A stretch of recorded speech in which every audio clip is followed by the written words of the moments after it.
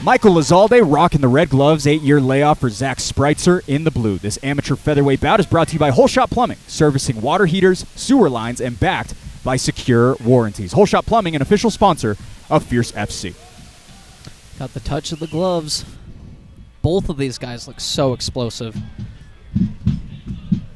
Flying out of the floodgates is Spritzer. Lazalde meets him right back up for another shot down the pipe. Oh, that was a great pass by. Spritzer able to find the back. All of his wins have been by TKO, although there hasn't been one for him since August of 2013. Yeah. You can tell that Spritzer is definitely a wrestler, definitely a grappler. You can see those Cliff Keen shorts on him, as well as when he came into the cage, he did that little double leg shot. Good wrist control right here, holding on really tight. Great hip pressure, sinking it in. Let's see if he can do some offense from here. Zach Spritzer told me that he views Lazalde as the perfect dance partner to come back to. Interested to see if he's able to capitalize on the game plan. Seems to be doing so far, about 65 seconds in. Yeah, he's looking really sharp. Great control, keeping him on that cage. Has the hook in now. Let's see if he can utilize this for a submission on the guillotine choke. Lazalde, all losses have been served by submission. Doing a good job defending him right now, but there's a lot of potent pressure by the Montana fighter.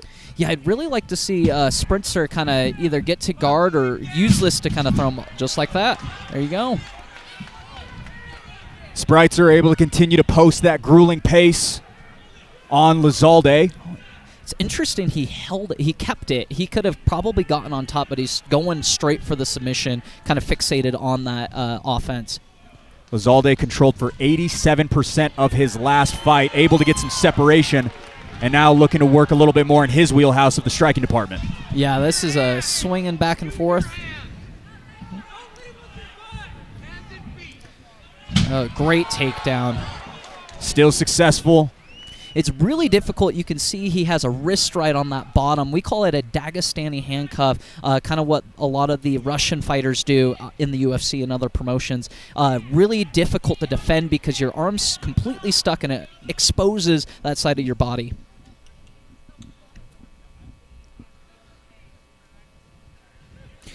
Straight in the center are the two featherweights. Yeah, if Zach could actually hook the left leg, it would really be tough for Lazalde to get out from here. Oh.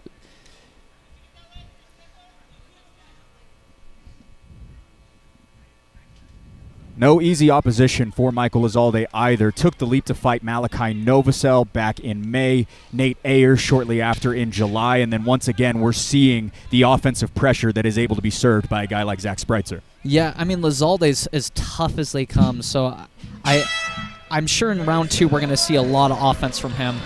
Top of round 2 we go.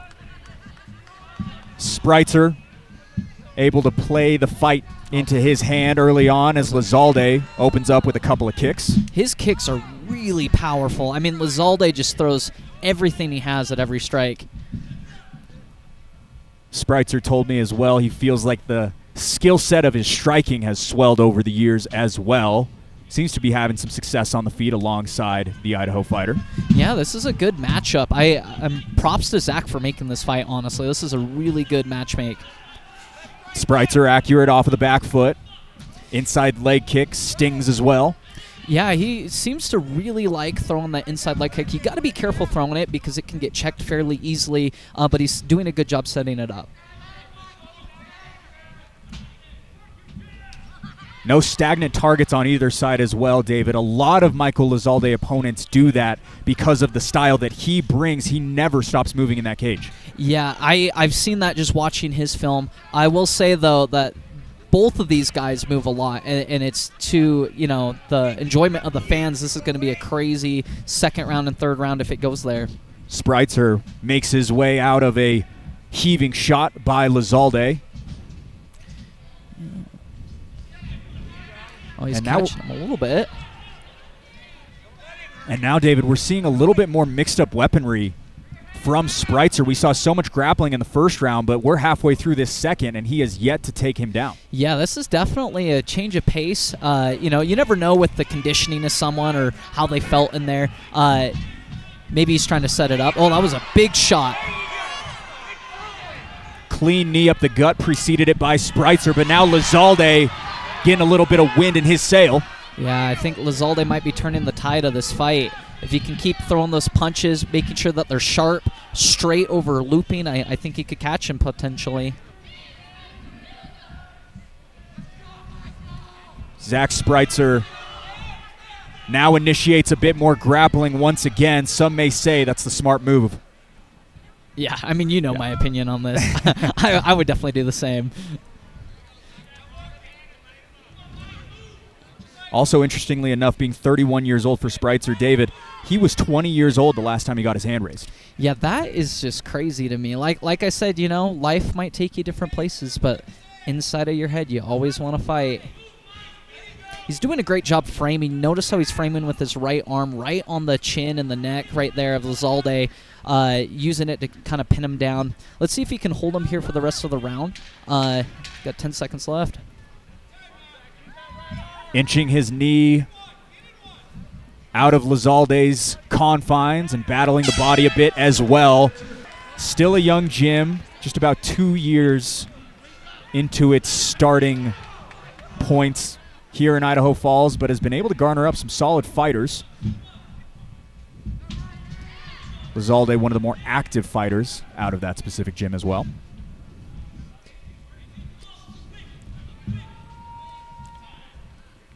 Looks like there might have been a cup kick. Quick stretch from Spritzer. Lands a little bit below the belt. Dave Selystead brings it right back to the center.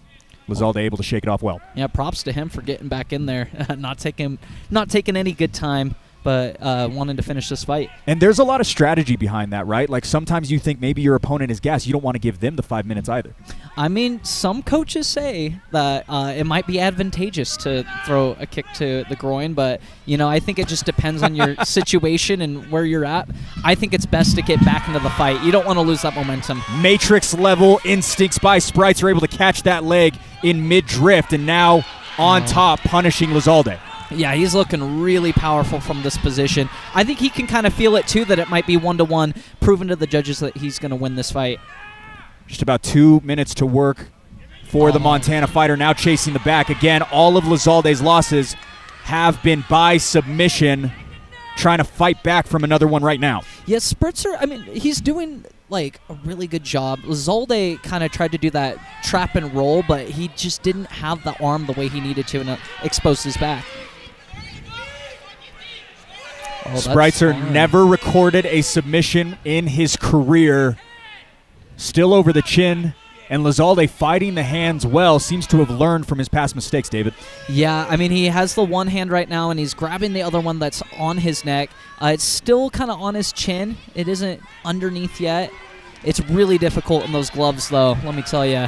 Switching the hands a bit now, a little bit of uncomfortable position for Lazalde, but still sharp in between the ears. Yeah, I think Spritzer's being fairly patient, just kind of taking his time, making sure that he can sink it in correctly. Patient and poised with about 50 seconds remaining for Spritzer.